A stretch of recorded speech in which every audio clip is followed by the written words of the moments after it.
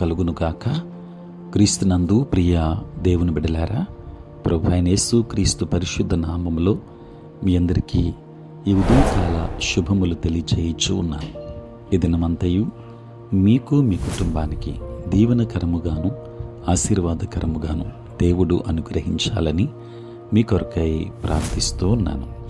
నేటి దినము కొరకు ఏర్పాటు చేయబడిన దేవుని వాక్యము కీర్తనల గ్రంథం 55వ సంకీర్తన 22వ వచనం.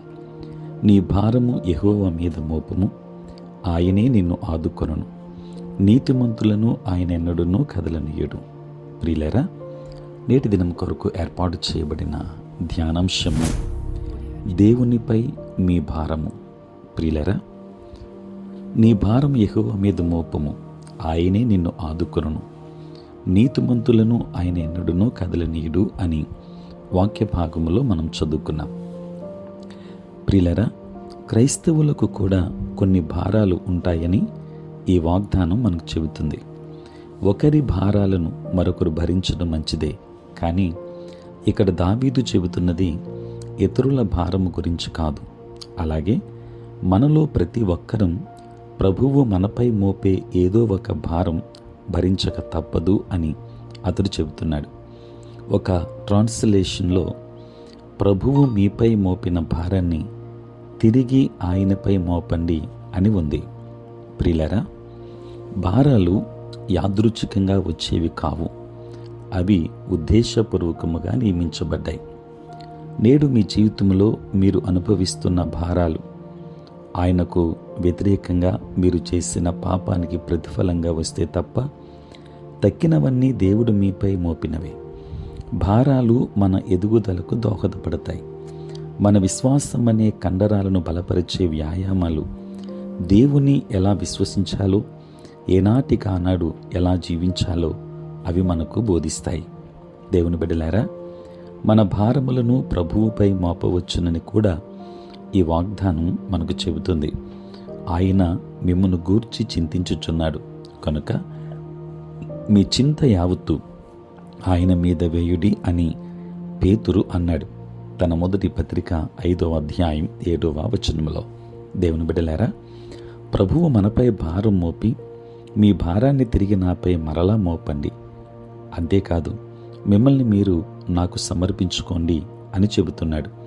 దేవుని బిడ్డలారా, మనలను మనం ఆయనకు సమర్పించుకోకుండా మన భారములను ఆయనపై మోపడానికి ప్రయత్నిస్తే ఆయన మనకు సహాయపడలేడు. అది ఒక ఎలివేటర్ పైకి ఎక్కి మన బరువులన్నిటినీ దానిపై మోపకుండా మనమే మోయడం లాంటిది. మనలను మన భారములను ఎలివేటర్ మోస్తుంది. దేవుని బిడ్డలారా, ఆయన మీకు సమస్యలు ఎప్పటికీ రాకుండా చేస్తాడని ఆ వచనం చెప్పడం లేదని గమనించండి.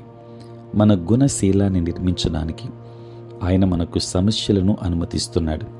అయితే నీతిమంతులు కదల్చబడకుండా ఆయన నిలబెడతాడు. మీ భారాన్ని ఆయనపై మోపండి, నేడు ఆయన మిమ్మల్ని ఆదుకుంటాడు. దేవుని బిడ్డలారా, దేవునిపై మీ భారాన్ని మోపడం మీ విశ్వాస క్రియ. మిమ్మల్ని మీరు ఆయనకు సమర్పించుకొని ఆయన మీపై మోపే భారములతో ఎదగడం విశ్వాసములో మీ అదనపు చర్య.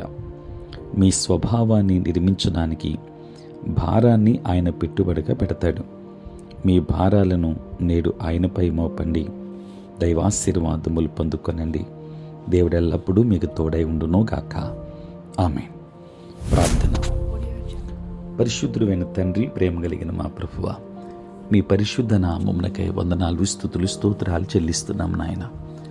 రాత్రంతయు కాపాడి సంరక్షించి సుఖనిద్రను మాకు దయచేసి మా జీవితంలో మరి యొక్క నూతన దినాన్ని మేము చూడగలిగే భాగ్యం ప్రభువా మీరు మాకు అనుగ్రహించినందులకే మీకు స్తోత్రాలు.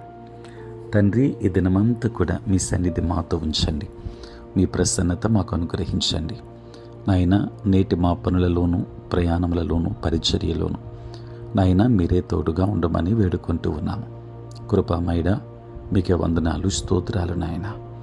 తండ్రి, ఈ దినమంతా కూడా మీ సన్నిధి మాతో ఉంచండి, మీ ప్రసన్నత మాకు అనుగ్రహించండి తండ్రి. మా ప్రయాణములలో తండ్రి మీరు తోడుగా ఉండండి, పరిచర్యలో తోడుగా ఉండండి నాయన. నీ సేవ పరిచర్య చేయుచున్న ప్రతి సేవకుని మీరు దీవించండి. వారి పరిచర్యలోనూ ప్రయాణములలోనూ తోడుగా ఉండండి. ప్రభువా, అనేక మంది రక్షణ లేక నశించిపోతున్నారు నాయన. ప్రతి ఒక్కరికి కావలసిన రక్షణ భాగ్యాన్ని మీరు అనుగ్రహించండి తండ్రి. ఉద్యోగస్తులు, వ్యాపారస్తులు, కష్టపడి పని చేసుకుంటున్న బిడ్డలందరినీ మీరు దీవించండి. చదువుకుంటున్న బిడ్డలకు మీరు తోడుగా ఉండండి. మీ జ్ఞానమును ప్రభువా ప్రతి బిడ్డలకు అనుగ్రహించండి నాయన. దూరదేశాలలో, దూర ప్రాంతాలలో ఉంటున్న ప్రతి బిడ్డను కూడా మీరు దీవించండి. మీరే తోడుగా ఉండండి. పుట్టినరోజు, పెళ్లి రోజు జరుపుకొనుచున్న బిడ్డలను దీవించి నాయన నూతన ఆశీర్వాదాలు మెండుగా నీ ప్రియ బిడ్డలకు అనుగ్రహించండి. కృపమయడా నీకు స్తోత్రాలు. ఇది నీ దీవెనలతో నాయన మమ్మల్ని అందరినీ కూడా నింపమని ప్రార్థన చేస్తూ, బలహీనలుగా ఉన్న బిడ్డలను బలపరచండి. ఏ కుటుంబం మీద, ఎవరి మీద ఏ భారం ఉందో ప్రతి భారాన్ని తొలగించే దేవుడు అయి ఉన్నావు కనుక బిడ్డలందరి మీద నీ కృపాహస్తము నుంచి నీ పరలోకపు ఆశీర్వాదములు, క్షేమమును ప్రభువా ప్రతి ఒక్కరికి దయచేయమని, మీరే తోడై ఉండమని యేసు నామములో ప్రార్థించి వేడుకొనుచున్నాము తండ్రి. ఆమేన్. తండ్రి, కుమార, పరిశుద్ధాత్మ త్రియేక దేవుని దీవెన సదా మీకును మీ కుటుంబానికి తోడై ఉండును గాక. ఆమేన్.